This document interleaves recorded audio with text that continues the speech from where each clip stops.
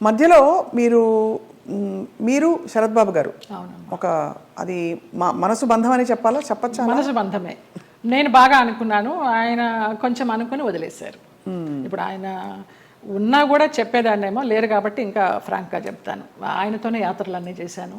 మహానుభావుడు, దేవుడు నాకు ఒక గైడ్ని పంపించాడు అనుకున్నాను, లేకపోతే నేను అన్ని యాత్రలు చేసేదాన్ని. చాలా చాలా మంచి వ్యక్తి, అందులో ఏమీ సందేహం లేదు. ఒకరి రూపాయి తినరు, ఒకరికి పెట్టరు. ఆయన ఫ్యామిలీ వరకు ఆయన చూసుకుంటారు కానివ్వండి, అది లేదు, ఆ గుణం లేదు. ఆ టైంలో మిమ్మల్ని వివాహం చేసుకునే టైంలో కొంతమంది ఇండస్ట్రీ ప్రముఖులే ఆపారు ఆయన్ని, లేకపోతే అవును తెలుసు, పెళ్ళయి సెటిల్ అయ్యేవారు కూడా అన్నారు అంట. చాలా ఆలోచనలు చేశాము, ఒక బిడ్డను కూడా కందామని ఆలోచన చేశాము, దానికి అన్ని ప్లానింగ్స్ వేసుకున్నాము. తర్వాత ఆయన ఆలోచిస్తూ ఉంటారు, సంవత్సరాల తరబడి ఆలోచిస్తూ ఉంటారు. ఒక విషయం చెప్తే ఒక 100 రకాలుగా ఆలోచించి, లలిత ఇలా వద్దేమో, అలా వద్దేమో, మనం ఎవరన్నా కానీ వాళ్ళు మన ఇద్దరం పోయామనుకో అమ్మాయిని ఆస్తి కోసం ఏమన్నా చేస్తారేమో, ఇలాగంతా కూడా చెప్పేవారు. నేను చాలా ఫ్రాంక్గా ఫస్ట్ టైం చెప్తున్నాను. నేను వాళ్ళ ఫ్యామిలీ మెంబర్స్ నేనేమి లెక్క చేసేది లేదు. వాళ్ళ ఫ్యామిలీ మెంబర్స్లో ఒక తమ్ముడు నాతో చాలా క్లోజ్గా ఉంటాడు, ఒక తమ్ముడు ఫ్యామిలీ. ఇప్పుడు కూడా వారి అబ్బాయి మీతో టచ్లో ఉన్నారు ఉన్నాడు అని అంటారు. అంటే పిల్లలాగానే. ఎక్కడ మిమ్మల్ని ఒక శత్రువుగా చూడలేదు కుటుంబానికి? లేదు లేదు, కుటుంబానికంటే వారి కుటుంబానికి. వారి కుటుంబంలో ఎవరికి నేను పెద్ద తెలీదు, మా మధ్య ఏం జరిగిందని కూడా ఎవరికి తెలియదు. ఈ తమ్ముడు గారి ఫ్యామిలీకి తప్పించి వాళ్ళకు కూడా అంతంతే పైపైనే. నాకు ఆయనకి పరిచయం ఉందనే తప్పించి కొంచెం డీప్గా వెళ్ళామనేది తెలియదు. మీరు రమాప్రభ గారితో చాలా క్లోజ్ కదా ఒక టైంలో. రమాప్రభ గారు శరత్ బాబు గారిని చాలా విమర్శించేవారు, చాలా ఇంటర్వ్యూలో బహిరంగంగా తిట్టారు. ఎందుకు మీ దృష్టిలో ఎందుకు ఇంత మంచి వ్యక్తి అని మీరు చెప్తున్నారు? మీ మనసుతో చూస్తే అవును కదా, కరెక్ట్ అనిపిస్తుంది. ఎందుకంటే మీరు ఎవరిని అసలు మిమ్మల్ని హాని చేసిన వాళ్ళనే మీరు జడ్జి చేయని వ్యక్తి. అలాంటిది అసలు అంటే మనం ఒకవైపునే విని చెప్పలేము కదా, మరి జడ్జ్ చేయలేము కదా. మరి అప్పుడు వాళ్ళిద్దరు కలిసి ఉన్న పరిస్థితుల్లో ఏం జరిగిందో అది నేను కూడా చెప్పలేను. కానీ నా వరకు ఆయన చాలా మంచి వ్యక్తి, చాలా మంచి వ్యక్తి. ఏ విషయంలో మీకు నమ్మకం కలిగింది? ఫర్ ఎగ్జాంపుల్, అంటే మీరు చూసిన అనుభవాల్ని బట్టి మనని ఇతను హింసించడు, మన డబ్బులు తీసుకోడు, లేదు వేరే విధంగా వేధించడు, కంట్రోల్ చేయడు, ఇలా రకరకాల కేటగిరీల్లో మనం తిన్న దెబ్బల్ని బట్టి ఆ విషయంలో మనకు నమ్మకం కలుగుతుంది. ఏ విషయంలో మీకు ఒక భరోసా కలిగింది ఆయన? నాకు తెలియదు, నా అంతటి నేనే మామూలుగా బావా బావా అని పిలిచేదాన్ని, వెళ్ళేదాన్ని. రమాప్రభ గారి కోసం అక్కకి ఏమన్నా చేయండి బావా అనేదాన్ని. అక్కకి చాలా చేశానమ్మా, ఇంకా నేను చేయాల్సింది ఏమీ లేదు అనేవారు. అలాగా నేను ఈ గుళ్ళు వెళ్తాను, ఆ గుళ్ళు వెళ్తాను, ఈ పురాణాలు చదువుతానంటే ఆయన దగ్గర కూర్చుంటే గంటలు గంటలు అలాగా టైం పాస్ అయిపోయేది.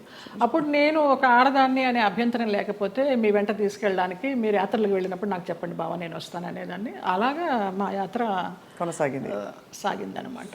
అట్లా ఇంకా ఆయన లలిత లలిత అని పిలవడము, క్లోజ్ అయినామని చెప్పాలి. దాదాపు మీకు అంటే గృహస్థాశ్రమం లేకపోయినా వానప్రస్థాశ్రమం లాంటిది తొందరగా ఫాస్ట్ ఫార్వర్డ్ మోడ్లో కర్మలు అయిపోతాయి చూడండి. ఇప్పుడు మనం అనుభవించడానికి వచ్చిన కర్మలు అయిపోవాలంటారు కదా, అలా మీకు ఏదో రాసి పెట్టినట్టు మీరు దాన్ని అటాచ్ అయ్యారు, మళ్ళీ డిటాచ్ అయిపోయారు. అవును, ఆయన ఒక విషయంలో బాధపడుతున్నప్పుడు చిట్టిబాబు గారు వాళ్ళే చెప్పారు, పోనీలే నీకు భగవంతుడు ఆయన్ని గైడ్ కింద పంపించాడు నువ్వు యాత్రలు చేయడానికి. ఆయన పోయినప్పుడు బాధపడితే మంచి వ్యక్తి వెళ్ళిపోయారు అనేసి అన్నారు. ఇంకా అప్పటితో ఆ ఆలోచన కూడా లేదు. ఇంకా వెళ్ళాను, హాస్పిటల్కి వెళ్ళేదాన్ని, చూసేదాన్ని, అసలు మన సృహలోనే లేరు. లాస్ట్ ఇయర్ February 14th నాడు, వ్యాలంటైన్స్ డే నాడు హాస్పిటలైజ్ అయిన మనిషి May 21st నాడు పోయినారు. చూడలేకపోయారు కదా? చూడలేకపోయిన వాళ్ళం. బావా బావా అని పిలిచేదాన్ని, అయ్యప్ప అని పిలిచేదాన్ని ఆయన్ని. ఆయన ఆధ్వర్యంలో ఇరుముడి కట్టుకుని నేను మండలం రోజులు అయ్యప్ప దీక్ష చేసి అయ్యప్పకే వెళ్ళాను. ఆయనతో వెళ్ళాలనుకున్నాను కానీ వెళ్ళలేకపోయినాను, నేను విడిగా వెళ్ళాను. అప్పుడు నేను ఇరుముడి కట్టుకునేటప్పుడు ఆయనే చెప్పారు నాకు మంత్రాలన్నీ.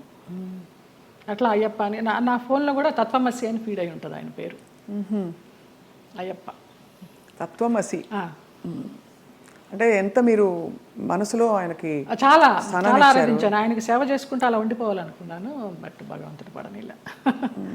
లేదు, రుణం లేదు. అది అంతేనండి బంధాలు కదా, బంధాలు అంతేనా? మరి అంతే అనుకోవాలి. రుణం ఉన్నంత వరకు మనం కలిసి ఉంటాం, తర్వాత కూడబెట్టిన పుట్టిన వాళ్ళు మన బిడ్డలే.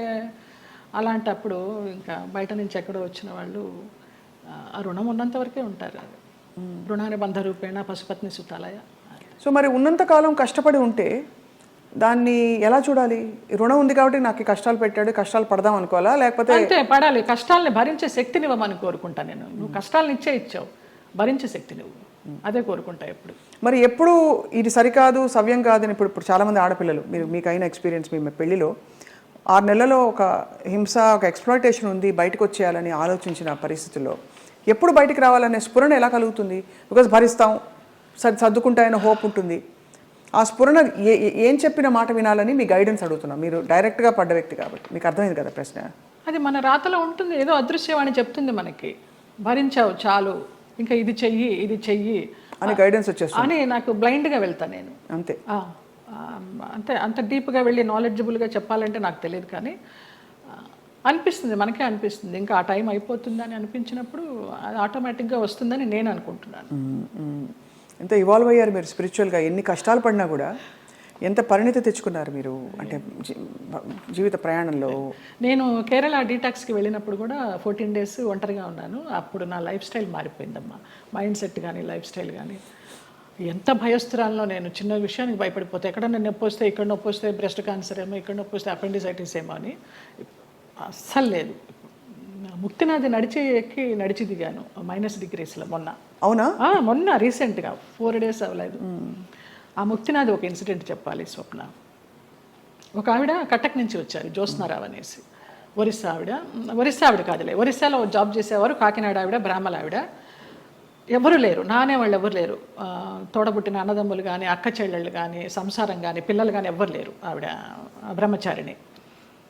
ఆవిడ వచ్చి నాకు ఎవరు లేరు 3 రోజులు ప్రయాణం చేశారు మాతోటి. 11th నాడు బయలుదేరాము ఇక్కడి నుంచి, 12th, 13th నాడు ముక్తినాథ్ తీసుకెళ్లారు. అలాగే డోలీలో ఎక్కించి వెళ్ళారు. ఆవిడకి ఏదో హై బ్లడ్ బీపీనో షుగర్ ఏదో ఉంది.